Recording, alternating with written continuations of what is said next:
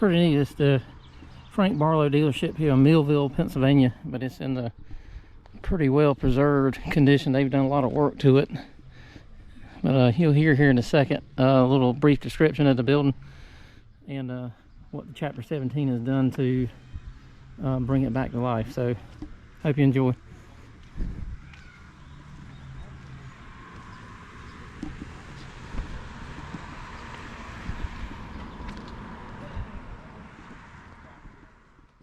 In late fall 1946, and they opened for business in October of 1947. The Bartlow family had a sawmill and a barrel vault business across the street here. Of course, like everybody else in those days, it was just a little building with everything set out, half the stuff set outside and whatnot and so forth. Of course, Harvard come up with the idea they need something better than that for the dealers, and they hired Raymond Lowery to design this building, and Lowery after World War II encouraged the dealerships to build something like this with a showroom, parts room, and a service area. And Bartlow did that. Old Frank Bartlow, and of course he had a son named Frank also, and everybody called him Tuffy. And I knew him quite well. I did not know old Frank. My grandfather bought a belly pump out of here in 1943 or 44, but I wasn't, I was around then, but I didn't know anything about it. I was told later on that it came out of here. We're up in northern Pennsylvania, so, but during the war, you bought it where it was at. You couldn't, every dealer didn't have one, so you bought an H, you didn't have one, and you come down and buy one anyway. That was my only experience with the Bartlow dealership. But that dealership, or that, and they had the sawmill over there, and they bought a Farmall H to run the mill. They didn't have quite enough horsepower, so the harvester said you needed an M. And this old Frank was an opinionated fella, he gave him a little flack, and we finally got an M. Anyway, in the process, I said, do you know anybody might want to buy it, have a dealership? And he said, well, I might be interested. So anyway, in 1939, they got the dealership, and they ran until 1973 here in this building.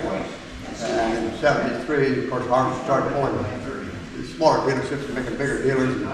And they sold parts for a while, and they got in the trucking business. They ran trucks out of here until 1998. And he became friends with the club and so forth. And we had a couple of shows here in 2000 and so forth, in the late 90s. And in the process, we bought the building in 2009 from the Bartlow family. And at that point, Frank Jr. and his son Raleigh owned the building. And the building was in good shape. It had not been altered, and it just needed the TLC. The parts bends in there, the first thing we did was clean the parts bends out. We cleaned them out, we put tables in the showroom, hauled all the parts out of the parts bends, and the parts bends had half, 3/4 inches of grease at the bottom of some of the parts bends. But the wood was preserved. I mean, that grease preserved wood. I mean, it's like your tractor. The grease comes out of the PTO shaft down over the tractor. That's all good paint there. Something else is all gone. But anyway, that was the first project we did, and we kept going from there and so forth.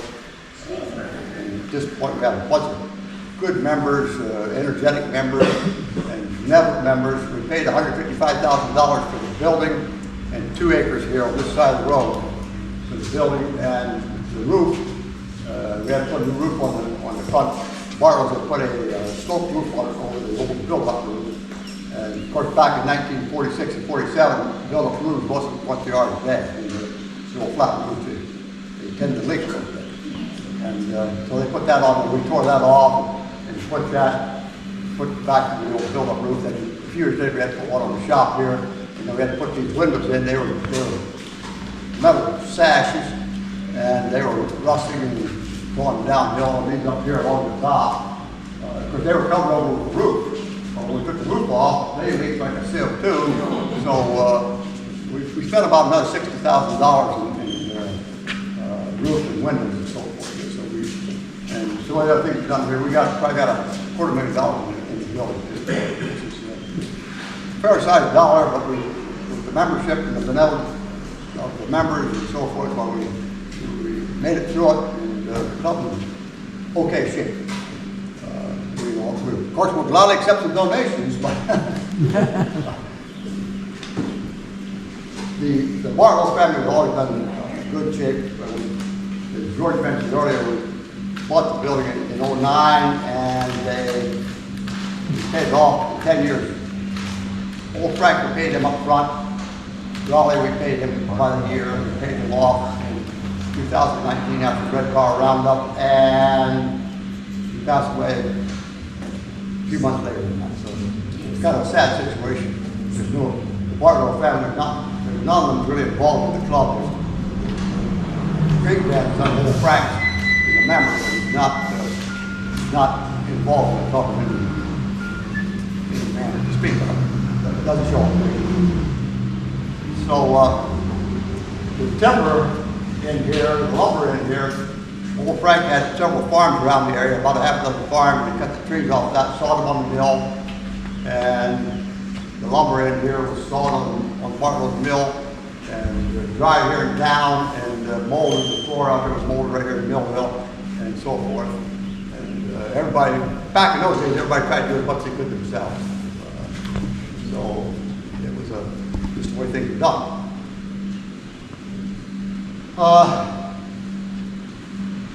George, A couple of designs that Frank put into this building on his own, as opposed to the overall design of the prototype.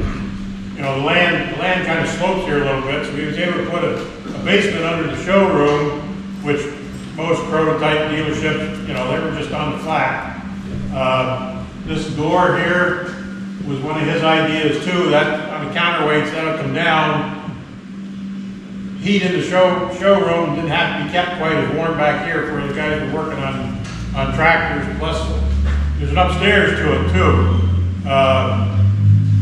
Don't know the whole history of that, but there had been a sink up there and a bed. Who knows what all it was used for? But now we've repurposed it to a chapter board meeting room and a little library up there. So you can go up the steps and go up there and look around. We're not letting anybody go down in the basement. Those steps are pretty steep. And we shoved the tractor close to the door so that you can't go down there. And that's what was squeaking here a little while ago. Tracto, he lets us know when he's been running a little bit too long sometimes, and that squeal he makes. We can't seem to find it to eliminate it 100%. But we've got him here for the time being. We got a guest book over here. We appreciate everybody signing the guest book before you leave. You go back down to the fairgrounds. That way the president knows that Bill and I have done something here today. if you sign in. A few for sale items over here that the kind ladies are welcome, are good enough to take care of that instead of Bill and I having to do it. And but most of the stuff is down at the fairgrounds in the industrial building. We have a replica 1831 Reaper back here in the corner. The original, we initially thought it was an original, but it's a real good original looking replica that Harvester. They made them for the dealerships in 1931, the 100-year anniversary of the Reaper, and we got one of them. And well, Jim's sitting back there someplace. Jim and Ben looked at stuff on the internet and did all kinds of digging, and they were able to get it put together the way it's supposed to look. Daisy Reaper is in the front, and there's a little endless loop video on the side there where you can see one of them actually in operation. That belongs to Virginia Tech, but it stays here under this roof for the most part. And the millionth refrigerator that was made by IH is in the front corner there, between the air conditioners and the racks of refrigerators and freezers that are there along the north wall, or the north wall. Do you still work? Some of them were working when they were brought in here. They're not plugged in now, but some of them were working. This truck here, we were lucky enough that the owner from down in Kutztown, Pennsylvania, wanted it here for the showdown. That's not something that stays here all the time, but we've got it yesterday, today, and tomorrow. And a local guy here not far from Benton actually did the restoration. There's There's a before and after picture there on an easel on the back side of it. Needless to say, it does not have power steering. When I took it out of the yard yesterday and brought it around the building to get it back in here, you gotta have some muscles to turn the steering wheel. And you really shouldn't have much belly either. You should get between the steering wheel and the seat. You gotta put your feet in there first and then slide in on the seat. But the seat, he had it, owned it for like 40 years, sitting in a barn. And the guy that did the restoration work wanted to buy it, and he said no, but he restored it in like 2 months, between the middle of October and the middle of December last year. So we're kind of tickled to have it here, but it's not something that's here all the time. The tractors on the level out here, all them go back in here when we don't have an event. The VN and the cart up there, they belong to Bill. That comes back in here after the event's over with. The MTA comes back in here, but the other 4 tractors were Bill's. He's passed them on, ownership on to them, but they all go back home after the show is over with too. But it kind of dresses up the place a little bit to have something sitting around here that people can look at. Look around, ask questions. We'll come up with an answer if you won't have the right. These quarterback buildings, the pylon is the designation of a quarterback building. You go through a town, you see that wide pylon, 2 or 3 flues went up through that chimney. And Paul, as I mentioned, Bartlow had a sawmill across the street there, and they sawed mine crops, and hauled to the mines and bring back a load of coal, $4 a ton. He didn't care if there's no insulation in the walls, nothing, he just shoveled another ton of coal on the fire on the boiler downstairs. And of course, the whole steam register hanging in the front of the shore over there on top there, and steam heat, and they just, didn't worry about BTU, just make lots more BTUs, what you did. And we've done a lot of insulation here to build the walls, put the insulation inside the walls and so forth to seal them up. So the propane is a little bit expensive to burn them.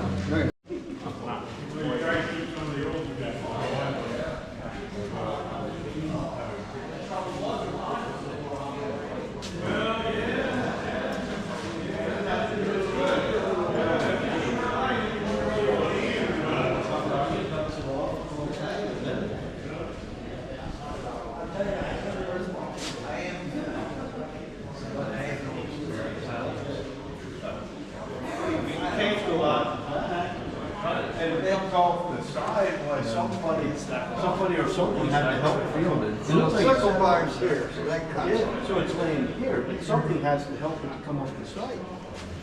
How about just going off the back? This thing here, like go around, push it over the back. And I don't know.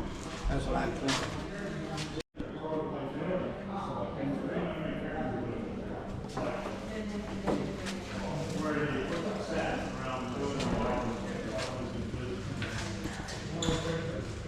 Oh, it is.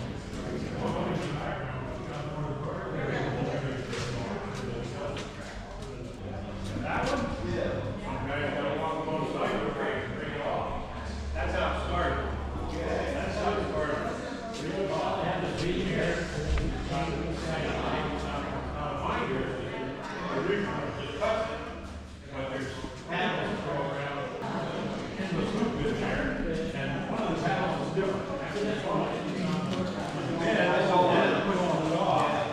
And then after that, I don't know when after that. He's buying it on one of the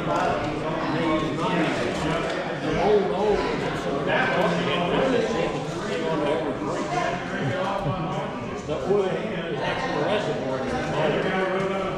They go around there and shoot the oil and they roll it up big hollows too. So that don't have grease. Let's turn down, you wouldn't get the side pictures. If you had a crane on the side, that's until you got a bundle enough. Yeah. One step at a time. Yeah, that's how it works.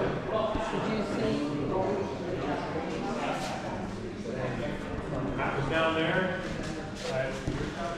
Ben said something about on Sunday or something that you were going to present something. You guys have no idea what. I have been down there.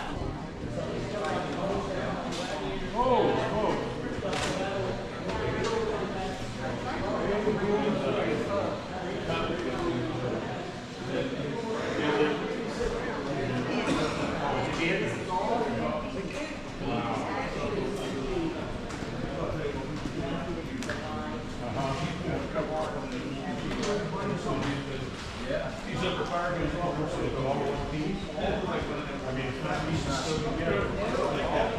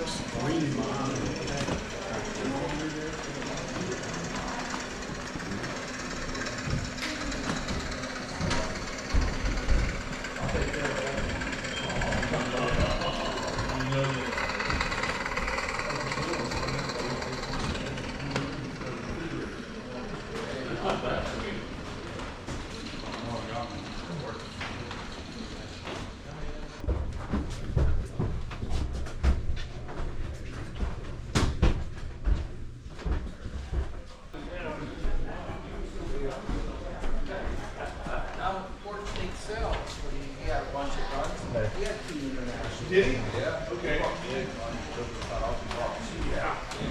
Yeah. I wasn't there.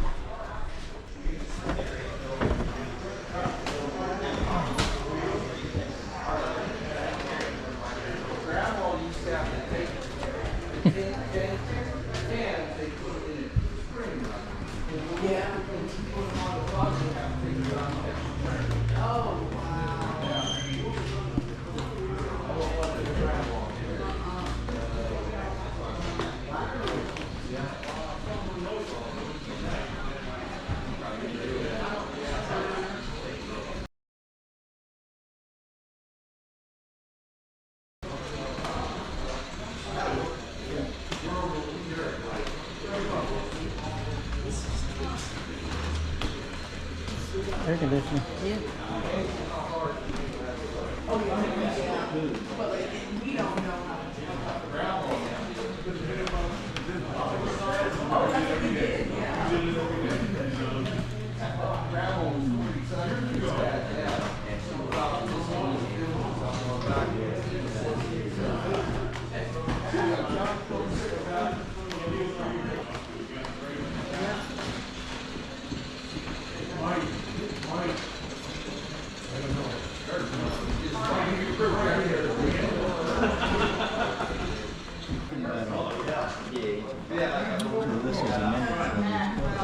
That's only 23, and I don't know if that's going to go long.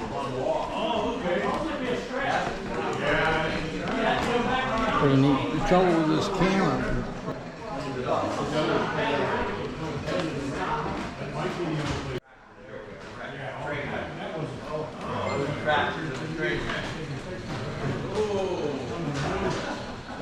The background, and then it covered it.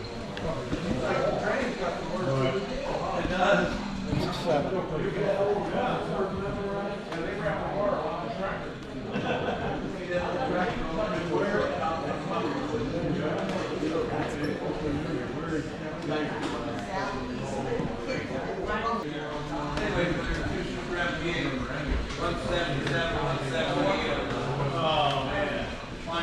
Similar size it was laid out before. This house was about and then there was glass garage doors. 58, 13 acres there. Glass garage doors. Bring parts and stuff in or out of it. Three of them, he said, cut them strings and see what you got. They have a super compressed hay bale. Oh, yeah? They get 3 bales of hay compressed in a less than the size of 1 bale. That's what it had. We cut the strings underneath the Stand back, stand back. He said that way they can stack a month or more shit. That makes sense. Must be quite a few. Like some of the ones you get today.